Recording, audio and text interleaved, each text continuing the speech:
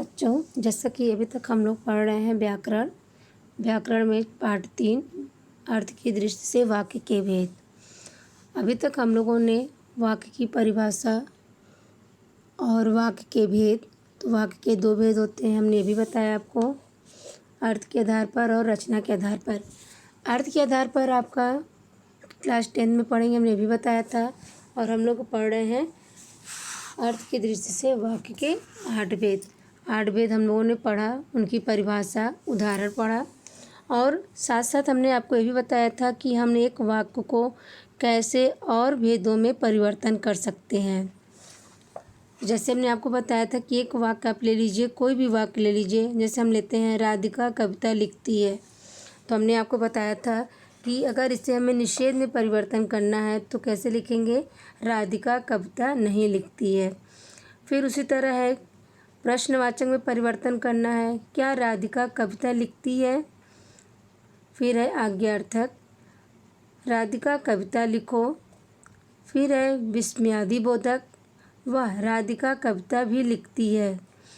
फिर आपका है इच्छावाचक, मैं चाहता हूँ कि राधिका कविता लिखे।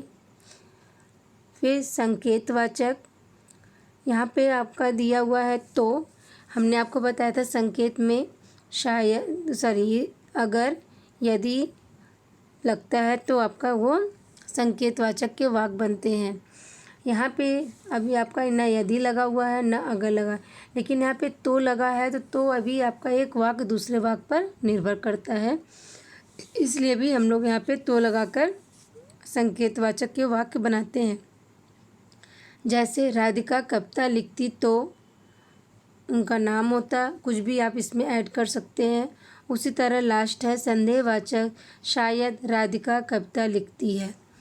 तो बच्चों, आज हमने ग्रुप में कुछ क्वेश्चन दिए थे जिसका कुछ बच्चों ने बहुत अच्छा आंसर दिया है, लेकिन कुछ बच्चों को कुछ डाउट्स था। तो जैसे मैंने दिया था कि शीला प्रतिदिन स्कूल जाएगी और उससे हमें आज्ञार्थक में परिवर्तन करने के लिए बोला था, तो बच्चों ने लिखा भेजे। तो यहाँ पे भेजने का कोई तात्पर्य नहीं आएगा, क्योंकि आपको आज्ञा देना है, तो आज्ञा आपको जाओ या कहेंगे कि जाया करो, इस तरह से आप करके आज्ञार्थक वाक्य बना सकते हैं। इसके अलावा और कोई शब्द नहीं लगाकर वाक्य बना सकते हैं। भेजे, ऐसा आपने लिखा था भेजे, तो यहाँ पर आपने दूसरे को क्रिया करने के लिए बोला, यानी दूसरे को दिया कि दूसरा कोई उसको ऑर्डर दे, यानी आपने जो आज्ञा दिया वो किसी दूसरे के लिए दिया कि आप उसको आज्ञा दीजिए कि वो कार्य करे। तो ये आपका आज्ञार्थक वाक्य सही नहीं होगा। आपके आज्ञार्थक वाक्य होता कि शीला प्रतिदिन स्कूल जाया करो। ये हो गया आपका एक वाक्य को हम और कैसे भेदों में परिवर्तन करते हैं, ये तो आपने देख ही लिया है। उसके बाद हमने आपको इसे कुछ निम्नलिखित बातों को ध्यान में रखना चाहिए, ये भी हमने आपको बताया। और आज हम लोग डिस्कस करेंगे कुछ और उदाहरण, यानी कैसे हम एक वाक्य को दूसरे वाक्य में परिवर्तन करते हैं। जैसे विधानवाचक से आज्ञार्थक में परिवर्तन करना हो। अब देखिए, विधानवाचक दिया है आशा रोज खेलने जाती है, ये आपका विधानवाचक वाक्य है। फिर आज्ञार्थक इसी वाक्य को कैसे बनाएंगे, आशा, फिर उसके बाद आपका विस्मयादिबोधक के चिन्ह लगेंगे, तुम रोज खेलने जाया करो। यहाँ पर आशा के बाद जो चिन्ह लगा हुआ है, यहाँ पर आशा एक इच्छा भी होती है, और आशा जो है आपके विस्मयादिबोधक में कभी कभी लग जाता है, लेकिन यहाँ पर आज्ञार्थक में परिवर्तन करना है, तो इसलिए हमें खेलने जाया करो। आशा जो है आपका, इसलिए उसके आगे एक चिन्ह लगा दिया गया है। फिर है विधानवाचक, लता को खेलने से रोका जाता है, लता को खेलने से रोका जाता है, ये आपका विधानवाचक है। और इसी को हम आज्ञार्थक में बदलते हैं, लता को खेलने से रोको, यानी यहाँ पर आज्ञा दिया जा रहा है उसे खेलने से रोको। फिर है आपका विधानवाचक से प्रश्नवाचक और निषेधवाचक में परिवर्तन, यानी प्रश्नवाचक में भी परिवर्तन कर सकते हैं और निषेधवाचक में भी परिवर्तन कर सकते हैं। देखिए कैसे होता है, विधानवाचक आपके जो वाक्य हैं, वह जी खोल कर दान देता है, ये आपका विधानवाचक वाक्य है। इसी को प्रश्नवाचक में करना है, क्या वह जी खोल कर दान देता है, चिन्ह आपका वाक्य के अंत में ही लगेगा। फिर है निषेधवाची, वह जी खोल कर दान नहीं देता है, यानी वो दान नहीं देता, तो यहाँ पर नहीं लगा, तो इसलिए आपका निषेधवाचक हो गया। तो आपने देखा कि एक विधानवाचक वाक्य को हम प्रश्नवाचक और निषेधवाचक में परिवर्तन कर रहे हैं। ऐसे बहुत से वाक्य आप बनाकर अपने कॉपी में लिख सकते हैं। फिर है विधानवाचक वाक्य है, पुलिस को देखते ही चोर भाग गए। अब यहाँ पर प्रश्नवाचक में बनाना है, तो क्या पुलिस को देखते ही चोर भाग गए। तो यहाँ पर आपका क्या जो है वाक्य के आरंभ में लग रहा है, तो आपको आंसर हाँ या ना में देना है। फिर है निषेधवाचक में, पुलिस को देखते ही चोर नहीं भागे। यहाँ पर दिखा रहा है कि नहीं का प्रयोग हो रहा है, इसलिए वो निषेधवाचक है। उसी तरह और भी एक्सरसाइज है, विधानवाचक की एक्सरसाइज है, राम इलाहाबाद जाएगा। फिर है प्रश्नवाचक में, क्या राम इलाहाबाद जाएगा। फिर है निषेधवाचक, राम इलाहाबाद नहीं जाएगा। तो ये आपका परिवर्तन हो रहा है, इसको आप ध्यान से पढ़िएगा, क्योंकि जब स्कूल ओपन होगा या ग्रुप में जो क्वेश्चन देंगे तो आपको इसी आधार पर आपको आंसर देना होगा। फिर है विधानवाचक, मयंक आज विद्यालय गया। प्रश्नवाचक, क्या मयंक आज विद्यालय गया। निषेधवाची, मयंक आज विद्यालय नहीं गया है। तो ये आपका हो गया विधानवाचक से प्रश्नवाचक और निषेधवाचक में परिवर्तन। एक एक्सरसाइज और देख लेते हैं विधानवाचक के, तो मोहित ने यह पुस्तक पढ़ी है। उसी का प्रश्नवाचक, क्या मोहित ने यह पुस्तक पढ़ी है।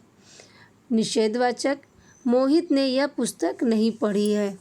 यानी यही आपका सिर्फ विधानवाचक को हम कैसे प्रश्नवाचक और निषेधवाचक में परिवर्तन करते हैं, ये देखा।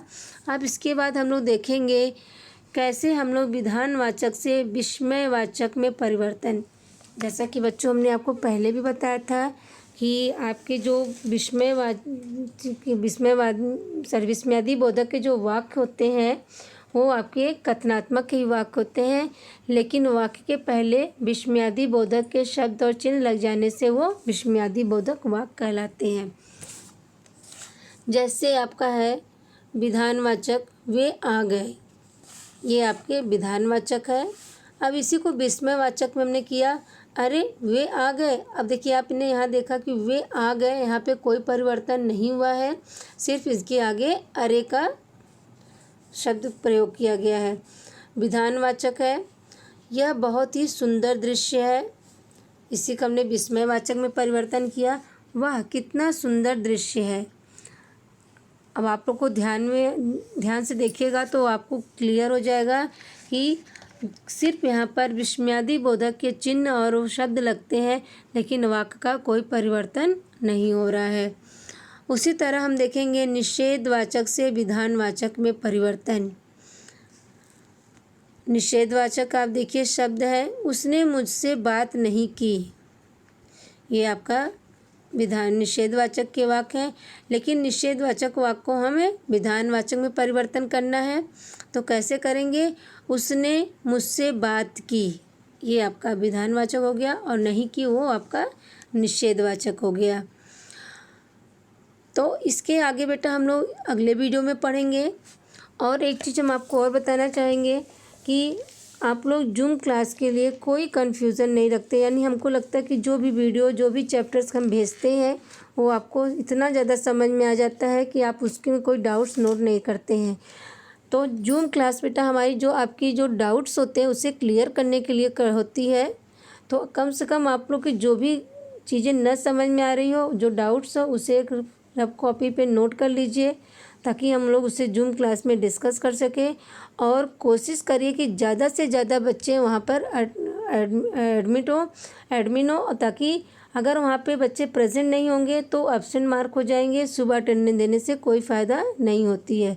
तो कोशिश करिए कि जितने लोग वीडियो देख रहे हैं सभी लोग जूम क्लास में प्रेजेंट हुआ करिए और अपने डाउट्स क्लियर करने के लिए हमसे डिस्कस किया करिए। और इस वीडियो में भी आप जो देखिएगा, जो भी आपको डाउट्स होंगे उसे आप नोट कर लीजिएगा और जब जूम क्लास होगी तो हम लोग डिस्कस करेंगे। और इसके आगे और भी कुछ वेदों के परिवर्तन है जो हम अगले वीडियो में डिस्कस करेंगे और उसके बाद हम लोग एक्सरसाइज डिस्कस करेंगे। तो अब ये वीडियो बेटा यहीं पे समाप्त करते हैं। Thank you.